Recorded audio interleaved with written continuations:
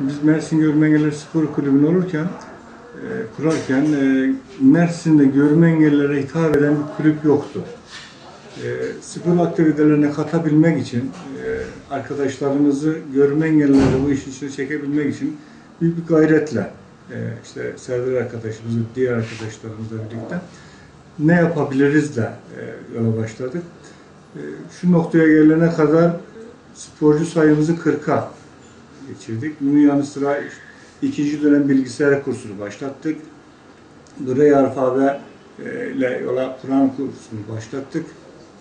Bununla ilgili kurslarımız yine devam ediyor. Bunların akabinde gençlik sporla görüşmelerimiz devam ediyor. Görme engellilerin yüzme kursunu başlatacağız. Hocalarımız da bunlar.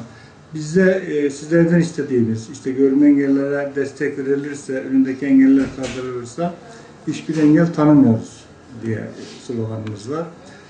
Bize yardımcı olmak adına, yani desteklerinize ihtiyacımız var. Gerek basın olarak, gerek kamu kuruluşlar olarak, hayırseverler olarak.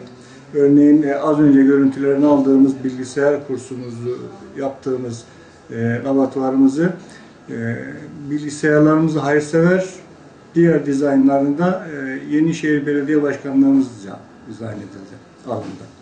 Yani bu tür malzemelerimizi veya işte araç ve gereçlerimizi hayır kurumlarından aldığımız zaman görme engellilerin spor yapabilmeleri ve diğer eğitimlerinde destek vermemiz daha kolaylaşıyor.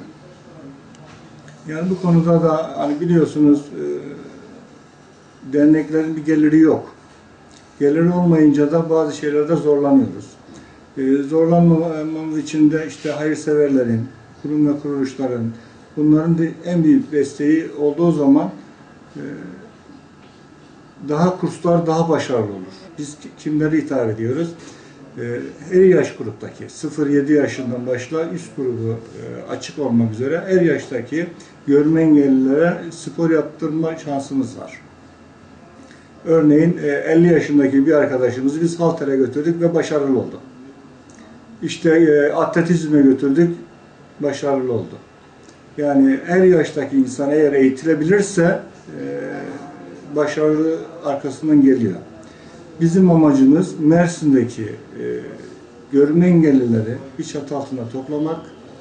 O çatı altında görme engellilerin spor yapabilmeleri için eğitimlerini vermek. Şimdi bizim belediyelerden çok isteğimiz yok. Biz bir yerlere aktarmak adına para talep etmiyoruz. Bizim istediğimiz belediyelerden, resmi kurumlardan ve hayırseverlerden biz malzeme istiyoruz. Bizim önümüzdeki engellerin kaldırılmasını istiyoruz. Örneğin nedir? Ben yüzme kursu başlatacağım. Acaba havuza kursiyerlerimi nasıl götürür diye düşüncelere kapıldım. Çünkü bizim ulaşımda sıkıntımız var. Bizim malzemede sıkıntımız var. Örneğin biz bir turnuvaya gideceğimiz araçta sıkıntımız var. Örneğin bir şeye gidiyoruz, Konya'ya gidiyoruz veya başka şehre gidiyoruz. Buranın ulaşımında sıkıntı var. Çok bir değil. Hayırseverin bir tanesi örneğin veya bir kurum bir araç verse bu aslında çok bir şey tutmuyor fiyat olarak.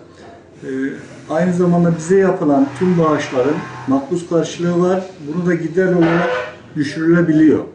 Yani bunlarda da sıkıntı yok.